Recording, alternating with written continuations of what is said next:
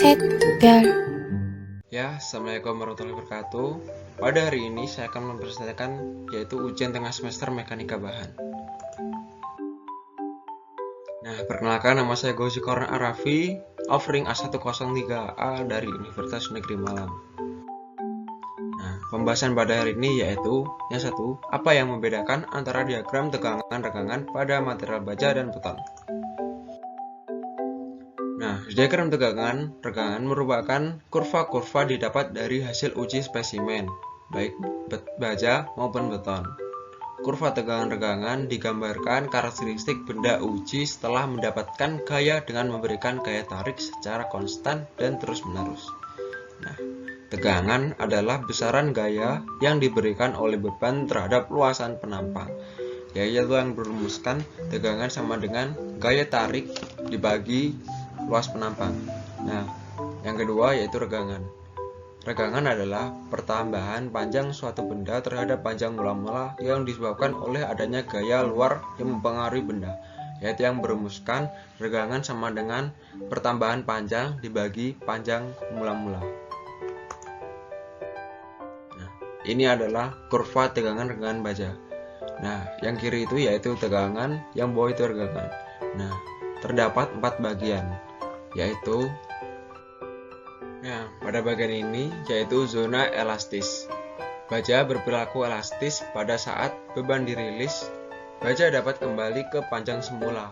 Nah, pada saat ini dapat dianalisis modulus elastisnya, yaitu modulus elastis baja sama dengan tegangan leleh dibagi dengan regangan leleh. Pada bagian 2 yaitu terdapat zona leleh. Nah, pada saat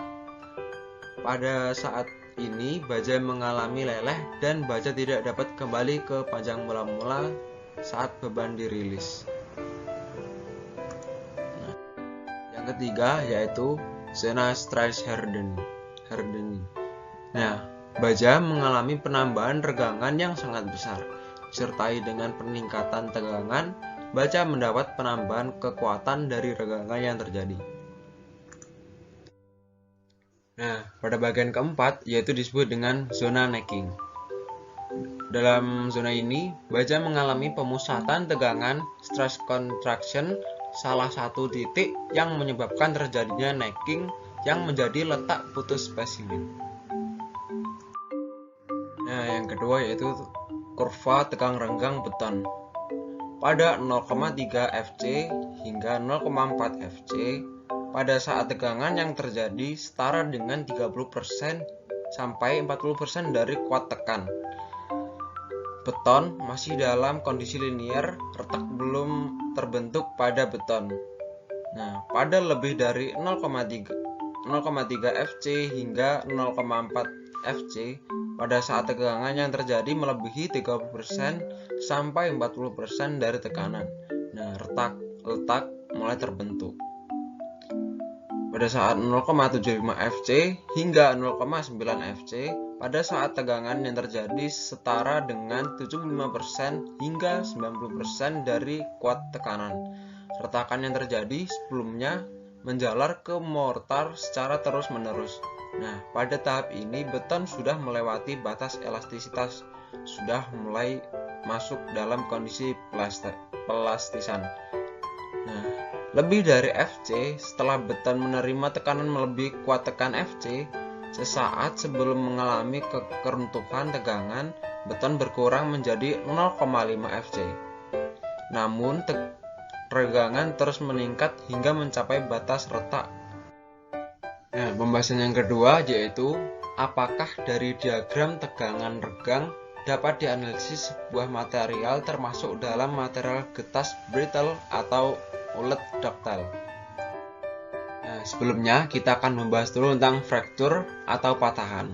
Fraktur atau patahan adalah terbaginya sebuah benda menjadi beberapa bagian atau lebih dikarenakan tegangan yang statis konstan pada suhu yang lebih rendah dari temperatur leleh materialnya. Tegangan yang terjadi bisa berupa tensile strength, tegangan geser, atau karena torsi. Nah, untuk material teknik, patahannya mungkin terjadi dikarenakan oleh dua hal, yaitu ductile fracture yaitu patahan ulet dan brittle fracture, patahan getas.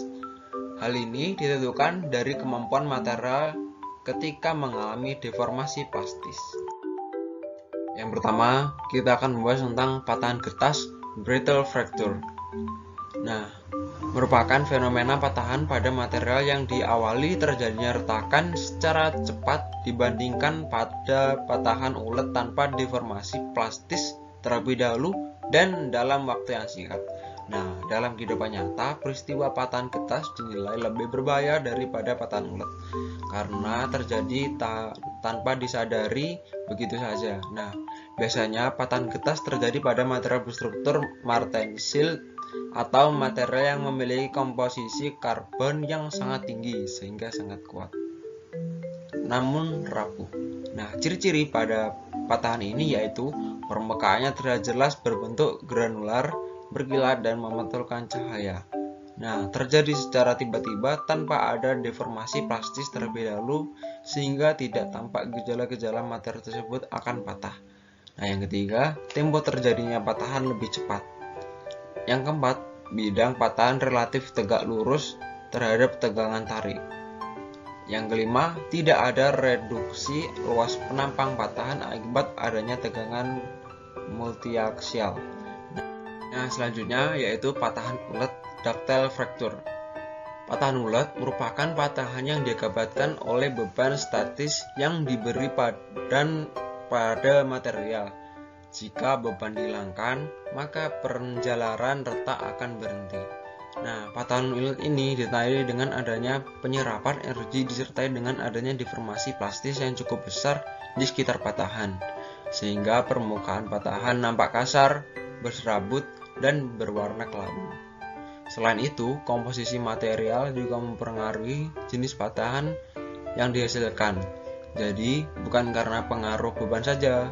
Biasanya patahan ulet terjadi pada material berstruktur bainit yang merupakan baja dengan kandungan karbonasi rendah. Nah, ciri-ciri pada patahan ulet yaitu ada reduksi luas penampang patahan akibat tegangan uniaksial. Yang kedua, tempo terjadi patahan lebih lama, bisa dilihat di kurva yang samping yang dibedakan dengan patahan yang sebelumnya. Yang ketiga, pertumbuhan retak lamban, tergantung pada beban. Nah, yang keempat, permukaan pada patahan terlihat garis-garis benang serabut, berserat, menyerap cahaya, dan penampilan buram. Sekian presentasi pada hari ini. Apabila ada kurang lebihnya, saya mohon maaf. Wassalamualaikum warahmatullahi wabarakatuh.